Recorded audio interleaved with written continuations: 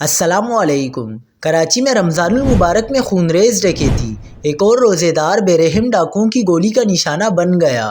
ہر طرف خون ہی خون۔ کیا آپ حالات حاضرہ سے آگاہی حاصل کرنا چاہتے ہیں؟ خبر کے پیچھے چھپے اصل حقائق جاننا چاہتے ہیں تو ابھی سبسکرائب کیجئے جل پاکستان کو اور ساتھ ہی گھنٹی کے نشان پر کلک کر دیں۔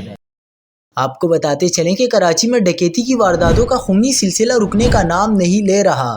قائد آباد مچھلی مارکیٹ کے قریب لرزہ خیز واقعہ پیش آیا، جہاں مسلح ڈاکو نے نجی ٹیکسٹائل مل کے اکاؤنٹنٹ کو گولی مار کر قتل کر دیا۔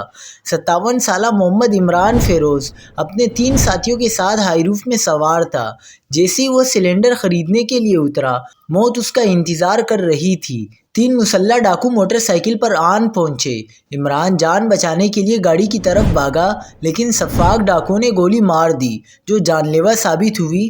ڈاکو اسلحہ اور رقم سے بھرا بیگ لوٹ کر فرار ہو گئے۔